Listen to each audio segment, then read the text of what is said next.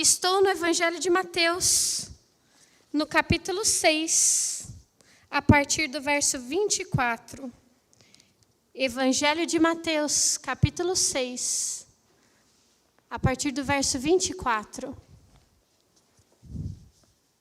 Olha o que a palavra nos diz. Ninguém pode servir a dois senhores. Ou há de odiar a um e amar ao outro, ou se dedicará a um e desprezará o outro. Vocês não podem servir a Deus e ao dinheiro. Por isso eu vos digo, não andem ansiosos pela vossa vida, quanto ao que haveis de comer ou beber, nem pelo vosso corpo, quanto ao que haveis de vestir. Não é a vida mais importante do que o alimento? E o corpo mais importante do que as roupas? Olhem para as aves do céu. Não plantam e nem colhem. Também não ajuntam em celeiros. Contudo, o Pai Celestial as alimenta. Não têm vocês muito mais valor do que as aves do céu?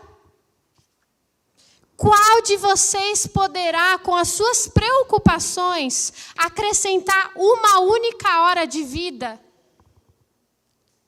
Quanto às roupas, por que vocês ficam ansiosos? Olhem como crescem os lírios do campo. Eles não trabalham nem tecem. Eu, porém, vos digo que nem mesmo Salomão, em toda a sua glória, se vestiu como qualquer deles. Se Deus veste assim a erva do campo, que hoje existe e amanhã é lançada no fogo, não vestirá muito mais a vocês, homens e mulheres de pequenas fé? Portanto, não andem ansiosos por coisa alguma, dizendo, o que nós vamos comer? O que nós vamos beber? Como que nós vamos nos vestir? Pois os pagãos é que fazem isso. Os pagãos é que procuram por essas coisas. Busquem, pois, em primeiro lugar, o reino de Deus e a sua justiça, e todas as demais coisas vos serão acrescentadas. Amém.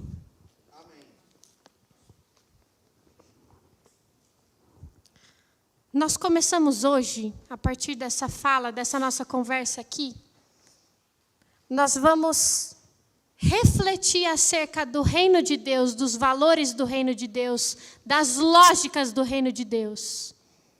A gente acabou de ler, busquem em primeiro lugar o reino de Deus e a sua justiça.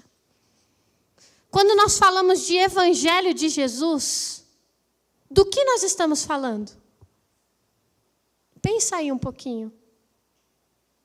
Quando a gente diz, eu vou lá escutar o Evangelho de Jesus, ou eu vou pregar o Evangelho de Jesus, o que é que nós estamos falando? O que nós queremos dizer com isso? O Evangelho de Jesus é a mensagem do reino de Deus. Jesus chega e diz, o reino de Deus chegou. O reino de Deus está aqui. Venham e experimentem uma vida sobre o governo de Deus. Eu vou ensinar vocês como é viver nesse reino, onde quem governa é Deus. Ou seja, o evangelho de Jesus é o evangelho do reino de Deus. Em Jesus, nós aprendemos que o reino de Deus está entre nós. A comunidade daqueles que seguem a Jesus é a comunidade do reino de Deus. O que eu quero dizer com isso, queridos, é nós, enquanto igreja de Jesus Cristo, somos o sinal histórico do reino de Deus no mundo. Faz sentido? Quando as pessoas olham para nós, elas precisam pensar, aí está o reino de Deus. É um reino diferente. Eles vivem sobre outras lógicas. Quem governa a vida deles é outra pessoa. Quando eu olho para Jesus, eu costumo dizer que Deus nos envia Jesus como quem, explicando algo para alguém, estou tentando explicar alguma coisa para a Bela. E eu vejo que ela não está entendendo o que eu estou querendo explicar. Ela está entendendo errado. Então eu viro para a Bela e falo assim, quer que eu desenhe? Não sei se vocês já passaram por essa experiência. Mas você tenta explicar, a pessoa entende totalmente errado. E vem um pensamento do, quer que eu desenhe para ver se entende? Quando eu olho para Jesus, eu tenho a impressão que Deus está nos olhando e falando assim, vocês entenderam tudo errado. Então eu vou desenhar para ver se vocês entendem agora o que é esse reino para o qual eu chamo vocês para fazerem parte. Jesus é o desenho de Deus. É a nossa compreensão plena a respeito da vontade de Deus para nós. Amém? A história da humanidade nos mostra, a gente consegue perceber isso na Escritura, que com o passar do tempo, nós, seres humanos, fomos desenvolvendo uma compreensão equivocada a respeito de Deus, a respeito do que significa viver sobre o governo de Deus, qual é a vontade de Deus para nós. Nós fomos desenvolvendo compreensões erradas, equivocadas. O povo do Antigo Testamento realmente acreditava que a lógica que governava, que direcionava a relação deles com Deus era uma lógica retributiva. Ou seja, eu obedeço a Deus, então Ele me abençoa. Eu desobedeço a Deus, taca fogo do céu e me amaldiçoa. Eles começaram a compreender que a relação que eles tinham com Deus era uma relação de cumprir obrigações e receber de Deus benefícios. Então, eu obedeço a Deus, Ele me faz próspero. Eu desobedeço a Deus, eu perco o emprego. Eu obedeço a Deus, Ele faz multiplicar a minha colheita. Eu desobedeço a Deus, a minha colheita é queimada. Existia essa lógica. A gente vê, o texto do Antigo Testamento está recheado de histórias que têm essa lógica. Uma lógica de eu cumpro e Deus me agrada. Eu descumpro, Deus não me agrada. Uma lógica completamente equivocada. Para vocês terem uma noção, quando acontecia algum problema de saúde, principalmente de saúde ou um problema financeiro, a primeira coisa que as pessoas perguntavam era, o que você fez contra Deus? Que pecado que você cometeu? O que aconteceu de errado aí na sua casa que Deus está te amaldiçoando? Que Deus está pesando a mão sobre a sua vida? Só que essa lógica não é uma lógica que ficou lá atrás. E eu me lembro de uma história, quando eu ainda era pequena. Devia ter uns 7 anos, 8 anos. Meu pai sempre nos ensinou que todo o dinheiro que nós ganhássemos, nós deveríamos separar uma parte para entregar como dízimo na nossa comunidade de fé. Não importa, minha avó deu R$10, vamos separar uma parte para entregar na comunidade de fé, o dízimo. E eu me lembro que eu realmente entregava com alegria, mas sabe por quê? Eu pensava assim, vou entregar R$1 e Deus vai me dar 2. Deus vai me devolver em dobro tudo aquilo que eu dou. Eu realmente tinha o pensamento de que tudo aquilo que eu desse, eu receberia em dobro. De forma triplificada, enfim, triplicada. Triplificada não existe. E eu me lembro também que, quando por algum motivo eu não dava o dízimo, e em seguida acontecia alguma coisa ruim na minha vida, eu já pensava lá, não dei o dízimo, Deus está me castigando por causa disso. Percebam o quanto essa lógica é presente até agora. Até os dias de hoje. Nós realmente acreditamos que nós temos merecimento, que nós fazemos algo de bom para Deus e que então Ele deve fazer algo em troca. Ele nos deve devolver algo de bom. E no Antigo Testamento eles realmente achavam que ser fiel a Deus era igual a ser rico e próspero. Você é fiel a Deus, então você começa a enriquecer, a prosperar. As coisas para você vão bem. O seu negócio deslancha. Tudo que você bota a mão funciona muito bem. O problema começa a acontecer quando essa lógica não funciona. É o que acontece, por exemplo, com Jó. Jó era um homem justo, fiel a Deus e rico. Até aí tudo certo. Bom, uma pessoa fiel a Deus e justa é rica mesmo. Só que de repente a fazenda dele queima, o gado foge, a família dele morre, a esposa dele o abandona. E a primeira coisa que os amigos dele, ao se encontrarem com ele, dizem é: o que você fez contra Deus? Qual que é o seu pecado? Nós vamos vendo nas Escrituras que Deus vai se revelando de forma progressiva. Todo mundo compreende isso? Deus vai se dando a conhecer a nós de forma progressiva, até que chega Jesus. Jesus é a exata expressão de Deus o Pai.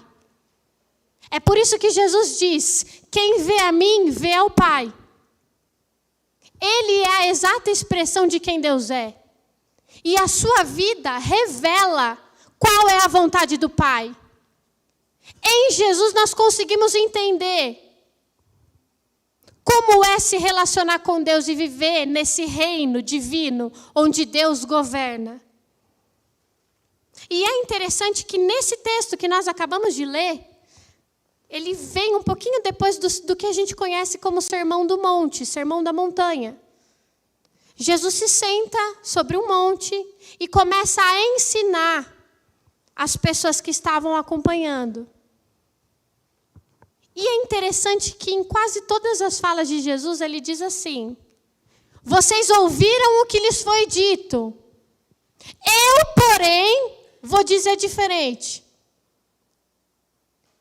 Vocês ouviram o que foi dito no passado. Eu, porém, vos digo outra coisa. Como é o exemplo, ele diz: vocês ouviram como foi dito no passado.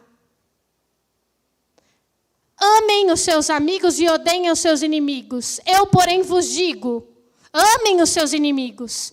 Orem pelos seus inimigos. Jesus aprofunda. Jesus traz sentido pleno. Faz sentido para vocês aqui? E olha esse texto que nós acabamos de ler. Ninguém pode servir a dois senhores. Ou há de odiar a um e amar o outro, ou se dedicará a um e desprezará o outro. Vocês não podem servir a Deus e ao dinheiro. Palavras de Jesus. Jesus está despertando a nossa consciência aqui. Jesus está ressignificando a forma como nós lidamos com o dinheiro e com a riqueza. Jesus está nos ensinando aqui que no reino de Deus, ninguém vive preocupado com acumular riquezas. É impossível viver no reino de Deus, sobre o governo de Deus, preocupado em acumular riquezas. Então eu digo para vocês: querem ser ricos? Querem ser prósperos? Querem ter abundância? Sirvam ao dinheiro, não sirvam a Deus. Quer ser rico? Sirva ao dinheiro. A Bíblia conta a história de um jovem muito rico. Um jovem de sucesso, alguém que deu certo na vida, alguém que facilmente a gente pediria para vir para cá, para dar o testemunho. E esse jovem chega para Jesus e diz assim: mestre, o que eu devo fazer para herdar a vida eterna? Então Jesus responde para ele assim: bom, o que está escrito na lei? Não é para obedecer os mandamentos? Amar a Deus, amar ao próximo e obedecer aos mandamentos? Então o jovem rico diz assim: isso aí eu já faço.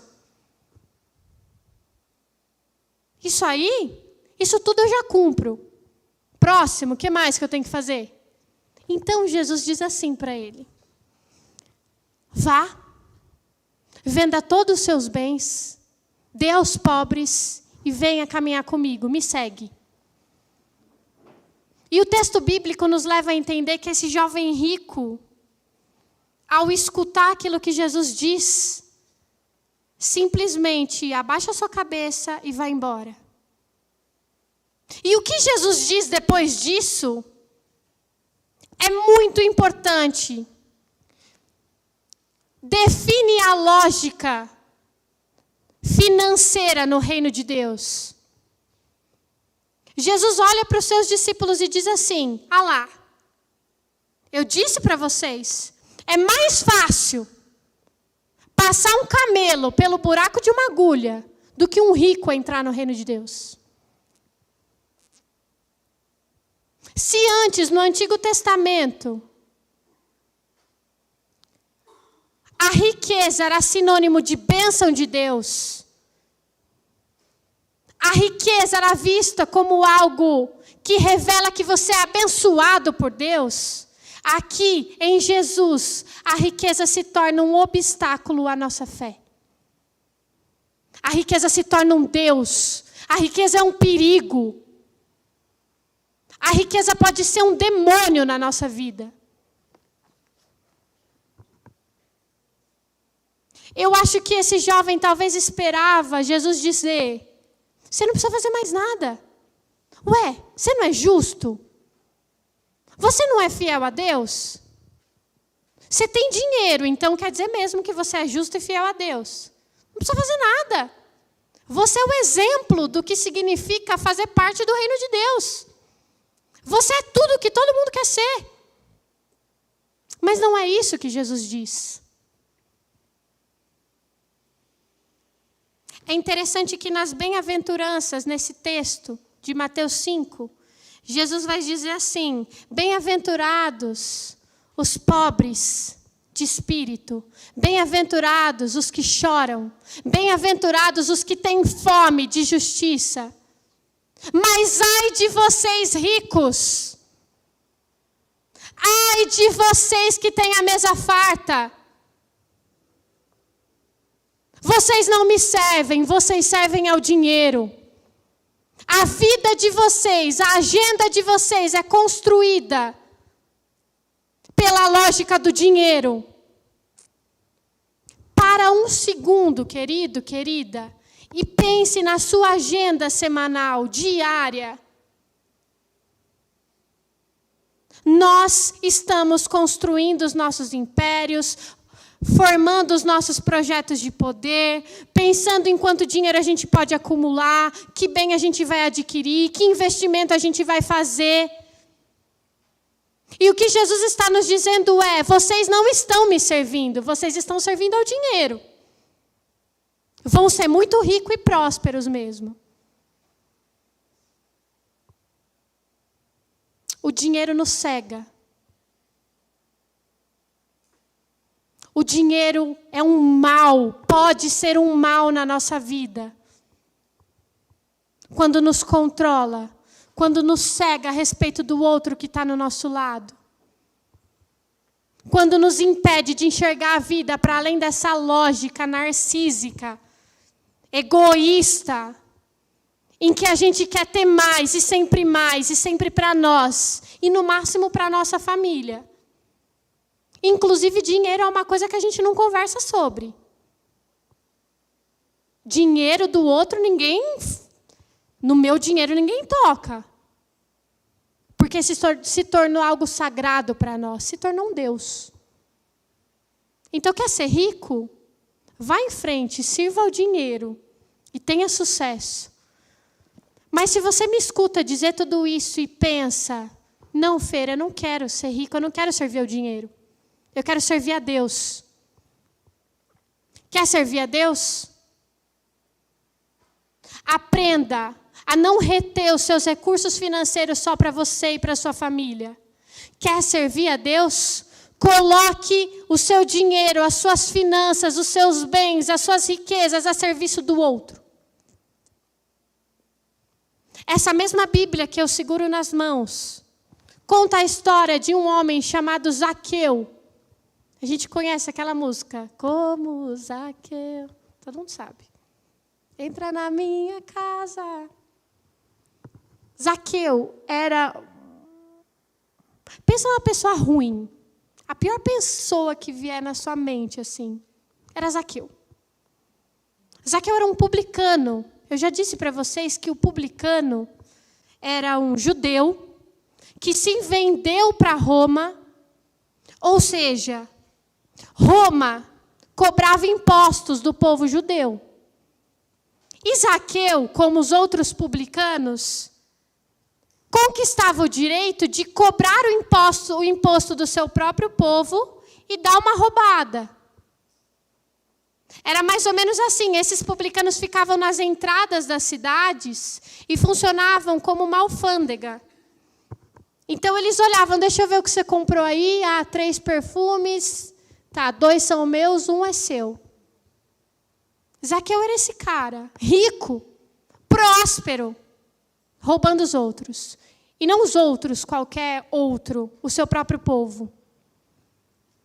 E a Bíblia conta do momento em que Zaqueu se encontra com Jesus. E que Jesus se encontra com Zaqueu.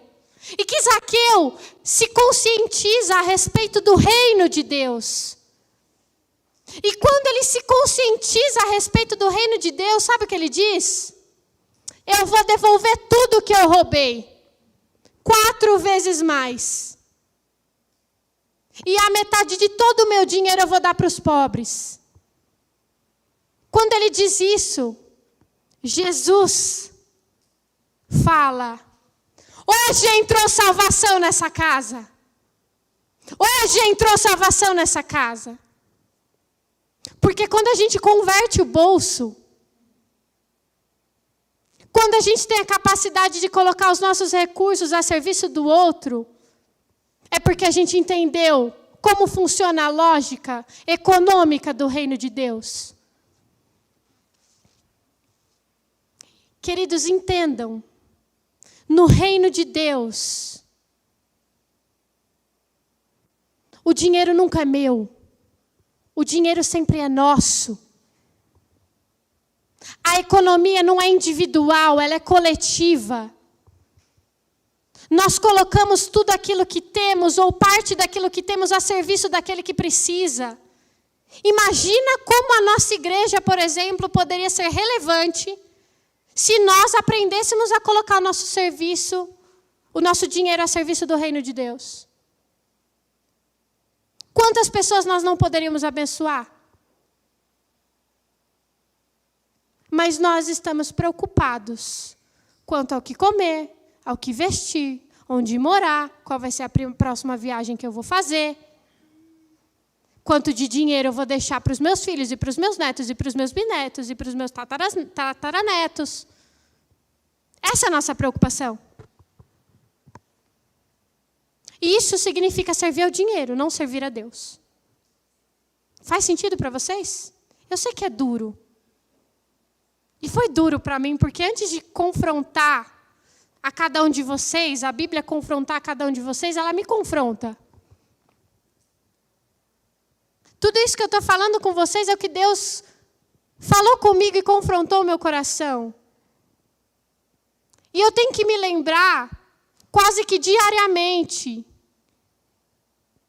que não dá para servir a Deus e ao dinheiro. Que a nossa vida não tem que acontecer nessa lógica da preocupação quanto ao que comer, ao que vestir, ao que beber. Você pode me dizer, Fê, quer dizer que então a gente tem que sair vendendo tudo que a gente tem, dar para os pobres e morar na rua? Não estou querendo dizer isso. Enriquecer só enriquece aquele que retém tudo o que ganha para si. As mulheres eram as que sustentavam o ministério de Jesus. Elas trabalhavam e com o dinheiro do seu trabalho sustentavam o ministério de Jesus. Eram consideradas ricas, mas não estavam preocupadas em construir impérios e reter o dinheiro que elas ganhavam apenas para elas. Elas estavam preocupadas e comprometidas com a causa do reino de Deus. Um dos meus mestres diz que, se antes a lógica era, entrou salvação na minha casa e eu fiquei rico, agora a lógica é, entrou salvação na minha casa e eu fiquei pobre, porque eu reparti aquilo que eu tinha com os outros.